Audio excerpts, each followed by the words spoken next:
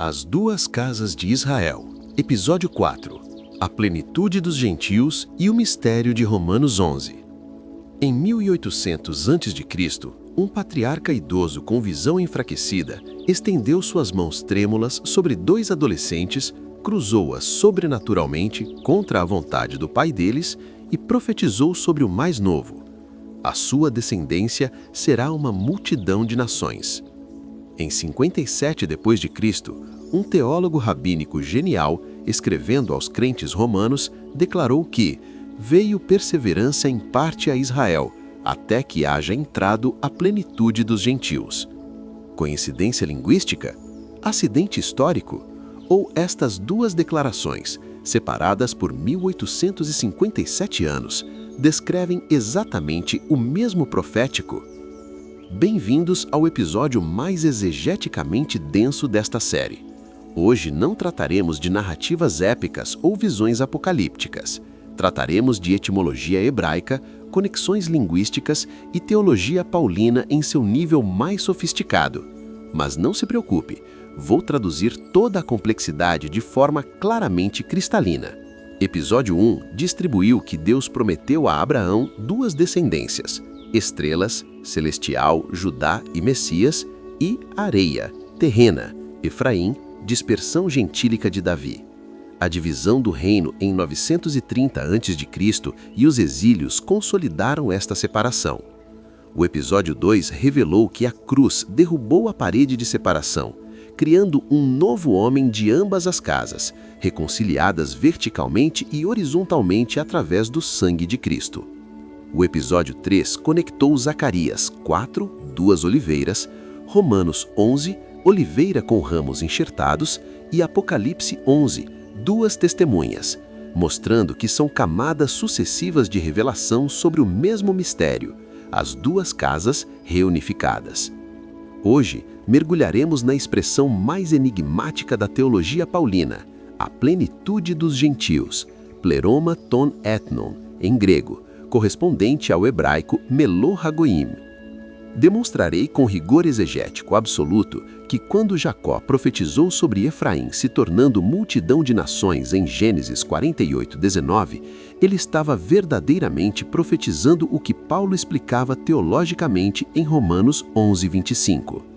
A dispersão e posterior reunificação de Efraim entre os gentios como parte integrante do plano redentor de Deus.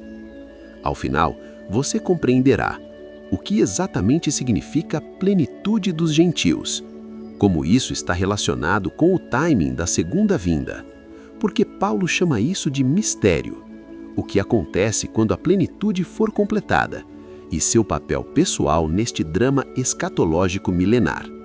Preparem suas mentes, esta é a teologia de nível doutoral, mas com implicações devastadoras para cada crente.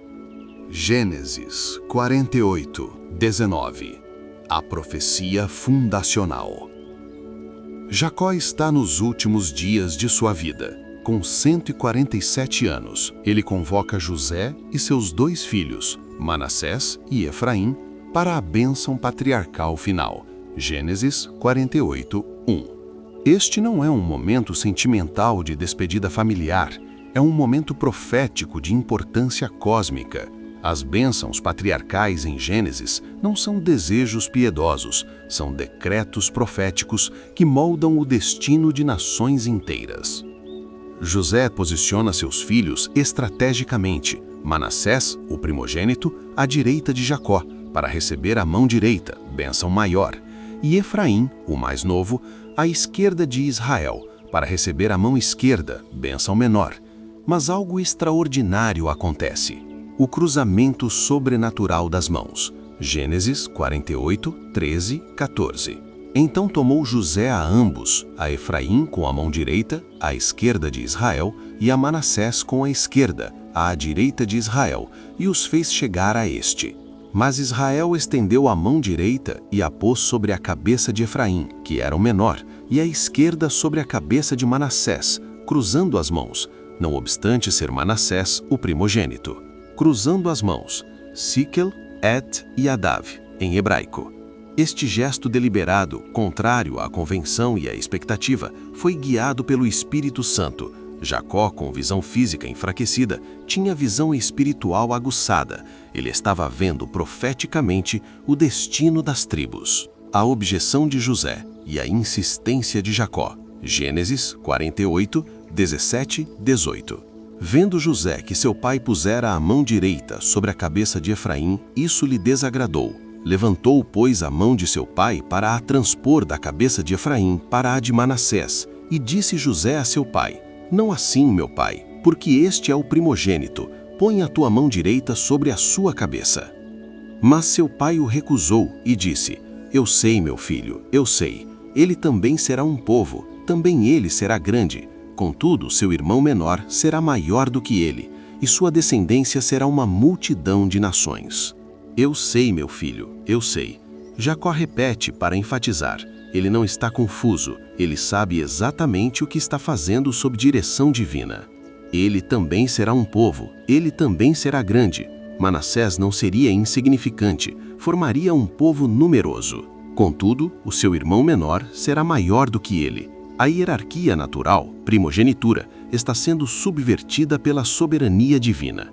Tema recorrente em Gênesis: Abel sobre Caim, Isaque sobre Ismael, Jacó sobre Esaú, José sobre seus irmãos mais velhos e agora Efraim sobre Manassés. E a sua descendência será uma multidão de nações. Aqui está a chave profética. A expressão hebraica traduzida como multidão de nações é Melo Hagoim. Melo, meló, plenitude, enchimento, totalidade, completude. Não apenas muitos, mas enchimento completo. Hagoim, os gentios, os povos não israelitas. Literalmente, plenitude dos gentios, ou enchimento completo das nações. Esta não é linguagem vaga, é terminologia profética técnica. Jacó está declarando que a descendência de Efraim não seria apenas numerosa, mas se tornaria literalmente o enchimento completo dos povos gentílicos. O nome Efraim significa duplamente frutífero. Gênesis 41, 52. José o nomeou assim porque Deus o havia feito frutífero na terra de sua aflição, Egito. Profeticamente, este nome carrega significado duplo. Efraim seria numericamente frutífero, multiplicando-se exponencialmente. Efraim seria geograficamente frutífero, espalhando-se entre todas as nações. No contexto tribal imediato, esta profecia se cumpriu parcialmente. Efraim se tornou a tribo dominante do Reino do Norte após a divisão. O nome Efraim tornou-se sinônimo do Reino do Norte inteiro. Oséias 5, 3, 9, 11. Jeremias 31, 9. Samaria, capital do Reino do Norte, estava no território de Efraim, mas o cumprimento pleno seria muito maior do que dominância tribal em Israel. Seria dispersão e assimilação global entre os gentios, seguida de reunificação espiritual através do Messias. Romanos 9 a 11 é a seção mais concentrada de Paulo sobre o lugar de Israel no plano redentor de Deus. Paulo está respondendo à pergunta angustiante que atormenta a igreja primitiva. Se Jesus é o Messias de Israel, por que a maioria dos judeus o rejeitou? Paulo constrói seu argumento cuidadosamente através de 3 capítulos. Romanos 9, a soberania de Deus na eleição, ele escolhe segundo sua vontade. Romanos 10, a responsabilidade humana. Israel tropeçou por buscar justiça pelas obras, não pela fé. Romanos 11, a esperança escatológica. O endurecimento é parcial e temporário e há uma reunificação futura. No clímax do capítulo 11, Paulo revela o que ele chama de mistério.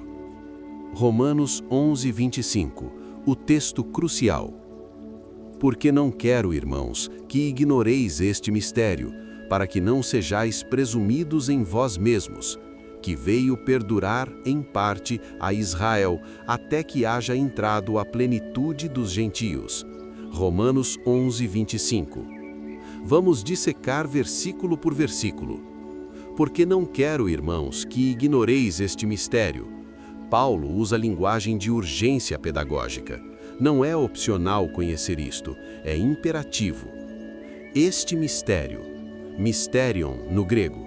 Na teologia paulina, mistério não significa algo incompreensível ou obscuro, mas algo escondido por épocas e agora revelado. Mistérios são verdades que não puderam ser conhecidas por razão humana, mas apenas por revelação divina. Para que não sejais presumidos em vós mesmos, Paulo está combatendo a arrogância gentílica. Os crentes gentios em Roma estavam começando a desprezar judeus incrédulos, pensando, Deus nos escolheu e rejeitou vocês. Paulo diz, não, você não entende o quadro completo, que veio suportar em parte a Israel, porosis apomeros, literalmente, endurecimento procedente de uma parte. Nem todo Israel foi suportado, apenas uma peça. Paulo já está localizado em Romanos 11, 1-5, que sempre houve um remanescente fiel, sendo ele mesmo prova disso, sendo da tribo de Benjamim e apóstolo de Cristo. Aqui está a conexão linguística devastadora. Grego, pliromaton ton etnon. Hebraico, melo agoim. Paulo, escrevendo em grego, mas pensando em hebraico, como todo rabino fariseu treinado, está citando diretamente, ou no mínimo fazendo alusão deliberada, à profecia de Jacó sobre Efraim, em Gênesis 48:19. Esta não é coincidência linguística. Paulo está conectando deliberadamente a profecia patriarcal de Jacó com a realidade escatológica de sua época, até que haja entrado. Iseutrei, verbo no subjuntivo auristo ativo, até que entre completamente. Entrado onde? No reino de Deus, na salvação, na família de Abraão, na oliveira de Israel. Paulo está declarando que existe um número pré-determinado de gentios que Deus planejou salvar antes da consumação final. Quando este número for concluído, quando a plenitude for atingida, algo cósmico vai acontecer. Por que Paulo chama isto de mistério? Se a profecia estava clara em Gênesis 48:19, por que Paulo chama de mistério em Romanos 11:25? Porque o modo de cumprimento estava escondido. Ninguém no Antigo Testamento poderia ter previsto que 1. O Messias viria primeiro em humilhação, não em glória conquistadora. 2. Seria rejeitado pela liderança de Judá. 3. Sua exclusão abriria a porta para a segurança gentílica em massa. 4. Gentios seriam enxertados espiritualmente em Israel sem se tornarem judeus etnicamente. 5. Esta inclusão gentílica provocaria o ciúme em judeus, levando eventualmente à salvação de todo Israel.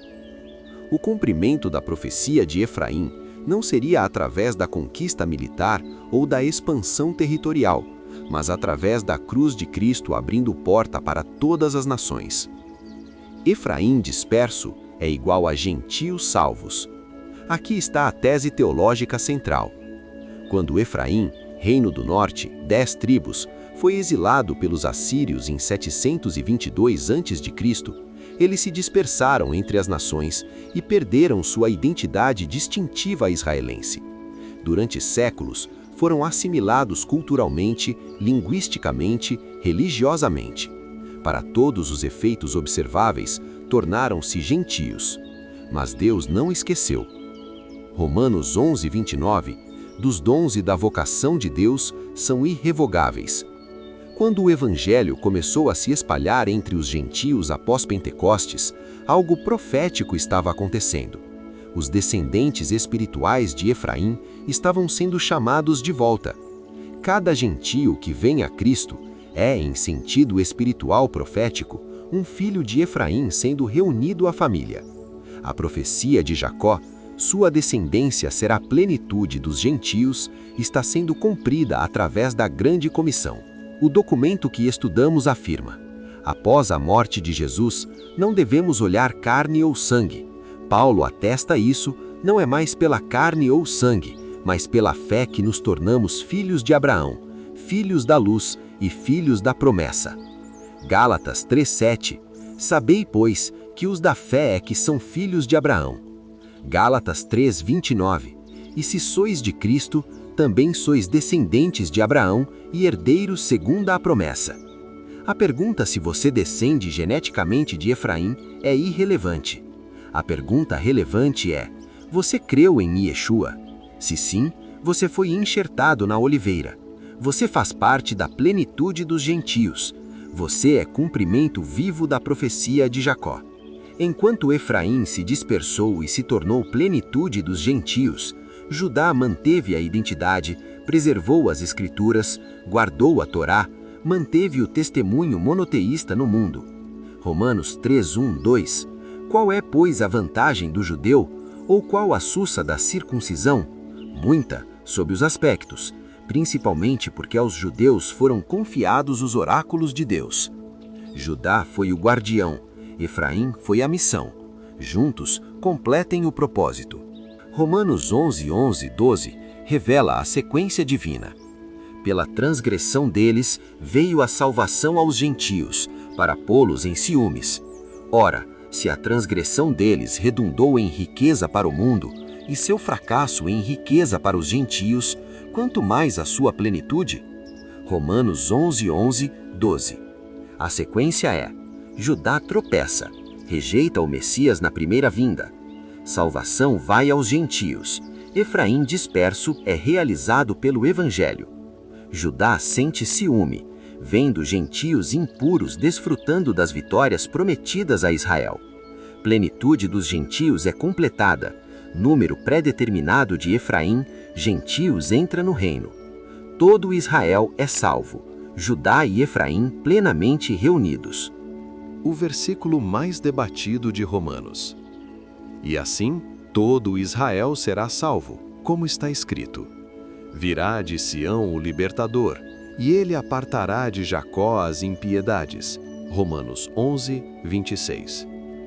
Este é provavelmente o versículo mais controverso na teologia paulina. 3 interpretações principais dominam a discussão.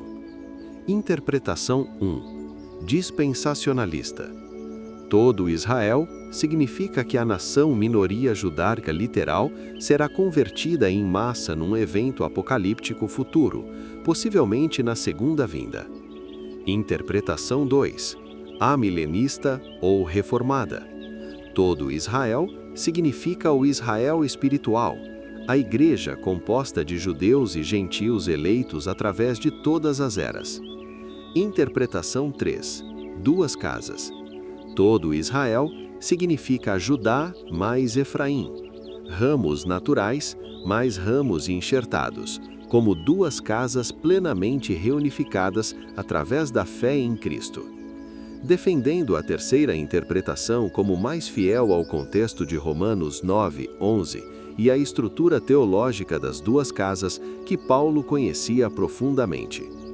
O que significa todo Israel? Paulo já definiu quem é Israel em Romanos 9:6, porque nem todos de Israel são de fato israelenses. Ele continua: nem por serem descendentes de Abraão são todos seus filhos, isto é, não são os filhos da carne que são filhos de Deus, mas os filhos da promessa é que são considerados descendência. Romanos 9:7-8. Israel, em sentido pleno, não é uma categoria meramente étnica, mas espiritual, definida pela fé, não pela carne. Todo Israel, igual a Judá fiel, remanescente que sempre creu, mais Efraim reunificado, gentios enxertados pela fé, mais Judá restaurado, judeus que creem ao longo da história e especialmente nos últimos dias. O significado de assim, rutos. E assim, rutos, em grego, não significa depois disso, cronologicamente, mas deste modo, desta maneira. Paulo está explicando o método pelo qual todo Israel será salvo, não necessariamente uma sequência temporal. Todo Israel será salvo deste modo: através do tropeço parcial de Judá, que resultou na salvação dos gentios, Efraim, que provoca ciúmes em Judá, levando a plenitude dos gentios entrando, e, finalmente, a salvação de todo Israel, as duas casas reunificadas em Cristo. A citação profética, Isaías 59, 20, 21. Virá de Sião o libertador, e ele apartará de Jacó as impiedades. Esta é a minha aliança com eles, quando eu tirar os seus pecados. Romanos 11, 26, 27. Virá de Sião, Jerusalém, o centro teológico de Israel. O Messias é judeu, da tribo de Judá, da linhagem davídica. Apartará de Jacó as impiedades. Jacó, o patriarca cujo nome foi mudado para Israel, pai de todas as 12 tribos, incluindo Judá e Efraim. A salvação é para toda a descendência de Jacó. Quando eu tirar os seus pecados, não por obras da lei, mas pela graça através da fé no sacrifício expiatório de Cristo. Todo Israel será salvo, não significa que cada indivíduo judeu que já viveu será salvo independentemente da fé pessoal. Isso violaria todo o argumento de Paulo sobre a justificação pela fé em Cristo, em Romanos 1, 8. Significa que Israel, como entidade corporativa, as duas casas reunificadas em Cristo, será salva.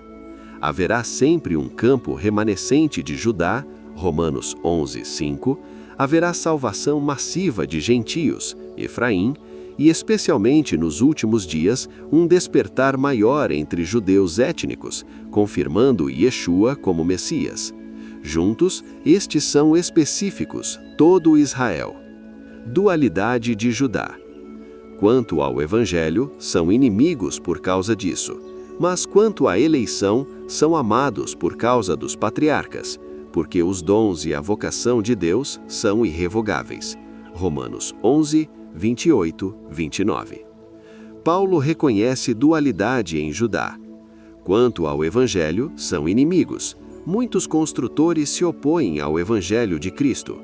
Quanto à eleição, são amados por causa dos patriarcas, mas Deus não revogou suas promessas a Abraão, Isaque, Jacó. As alianças permanecem. Os dons e a vocação de Deus são irrevogáveis. Ametámeleta. Literalmente, não arrependíveis, coisas das quais Deus não se arrepende.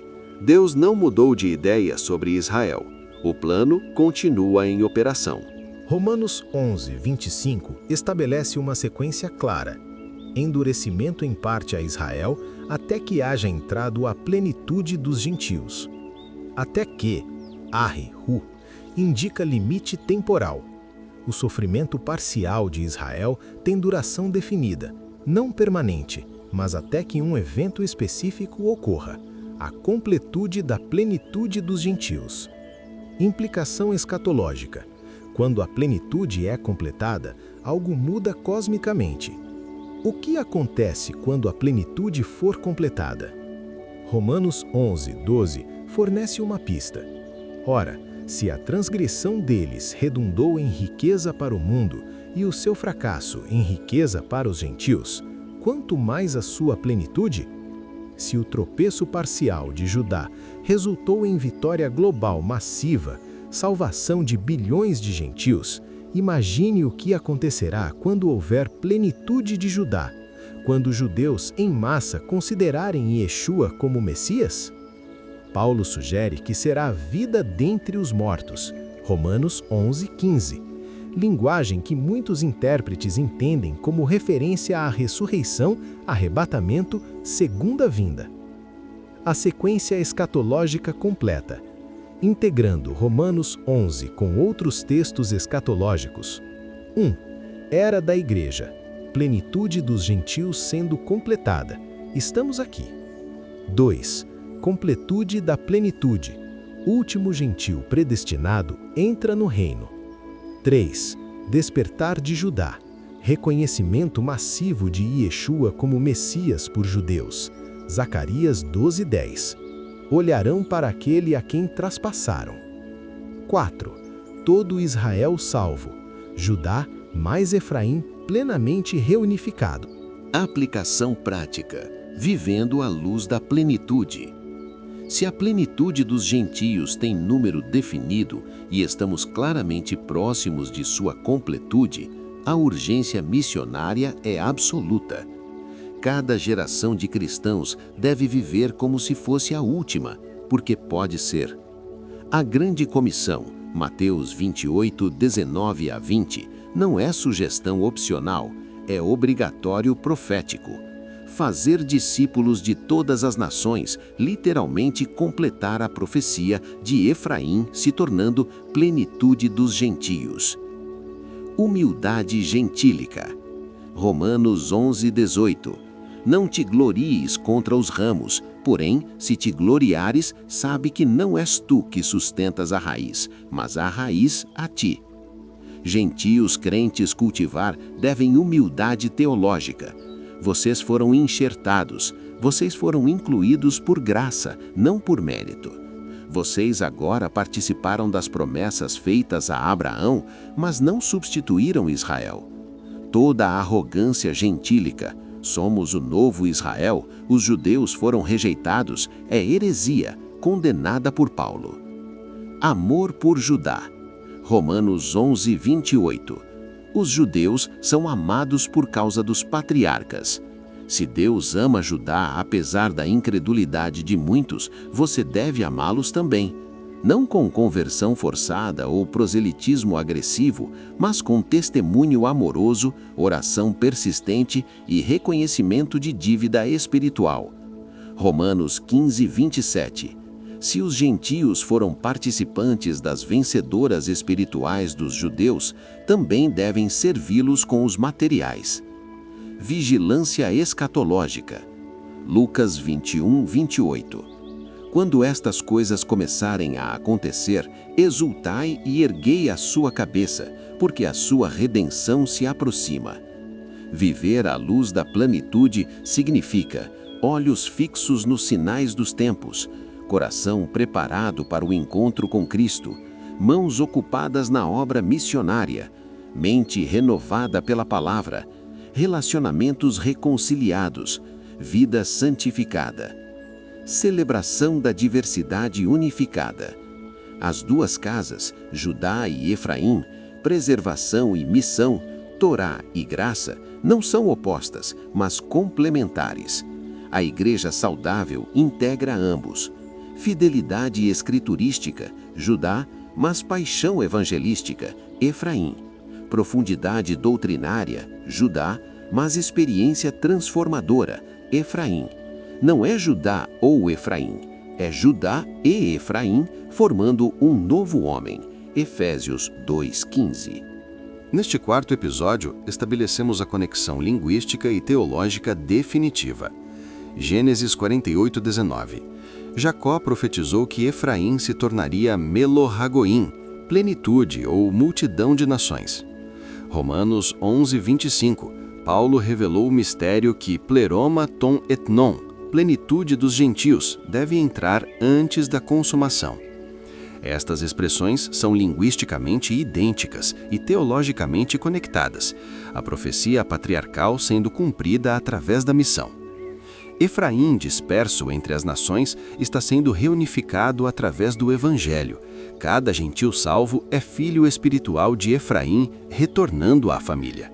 Quando a plenitude for completada, todo Israel será salvo. Judá mais Efraim plenamente reunificados, seguidos pela segunda vinda. Mas há ainda uma dimensão que não exploramos plenamente. Se a identificação das duas casas não é mais por carne ou sangue, mas pela fé, como exatamente distinguimos suas características hoje? Como são as manifestações de Judá e Efraim na igreja contemporânea?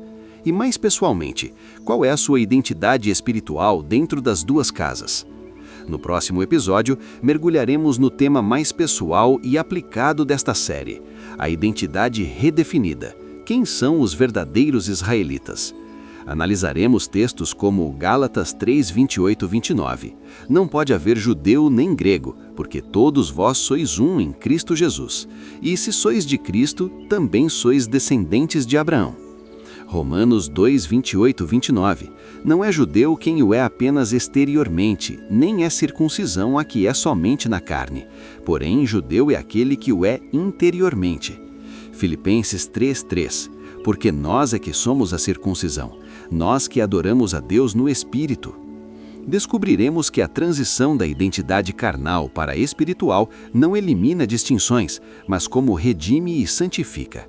Aprenderemos a identificar as duas casas hoje não por genética, mas por frutos espirituais, dons, ênfases ministeriais e chamados específicos no corpo de Cristo.